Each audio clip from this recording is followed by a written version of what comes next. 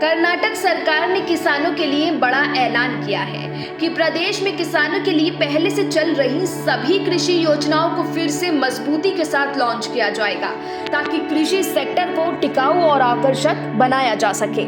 मुख्यमंत्री सिद्धारमैया ने 2024-25 के लिए बजट पेश करते हुए कहा कि कृषि को टिकाऊ और लाभदायक बनाना हमारी सरकार की सर्वोच्च प्राथमिकता है। उन्होंने कहा कि किसानों की इनकम बढ़ाने के लिए इस वर्ष से कर्नाटक रायता समृद्धि योजना नाम से एक नई योजना शुरू की जाएगी।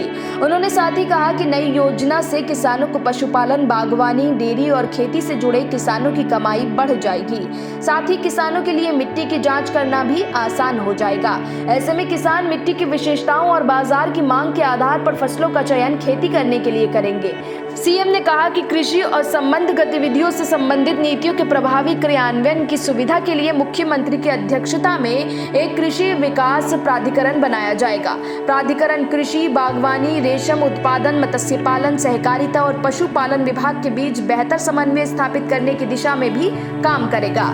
राज्य में व्याप्त सूखे के कारण कृषि क्षेत्र प्रभावित हुआ है और चालू वर्ष में इसमें 1.8% की नकारात्मक वृद्धि देखी गई है। सिद्धारमैया ने कहा कि राज्य के सूखा प्रभावित और वर्षा आधारित क्षेत्रों में टिकाऊ कृषि को बढ़ावा देने के लिए 5 वर्षों में लगभग 5000 जल निकाय बनाए जाएंगे। उन्होंने कहा कि कृषि भाग्य योजना जो हमारी सरकार के पिछले कार्यकाल के दौरान बेहद लोकप्रिय हो गई थी, उसे फिर से शुरू किया गया है और 2023-24 के दौरान 200 करोड़ रुपए का अनुदान प्रदान किया गया है।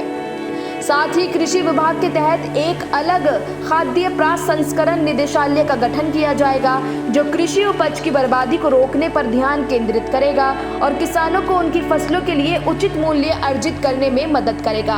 सिद्धारमैया ने कहा कि विभिन्न विभागों के तहत सभी खाद्य प्रसंस्करण योजनाओं को अब निदेशालय के माध्यम से एकत्रित करने और प्रभावी ढंग से क्रियान्वित किया जाएगा। इसके अलावा कृषि और बागवानी उत्पादों के प्रसंस्करण, मूल्य संवर्धन और निर्यात को बढ़ावा देने के लिए सार्वजनिक निजी भागीदारी के तहत हवाई अड्डों के पास फूड पार्क बनाए जाएंगे।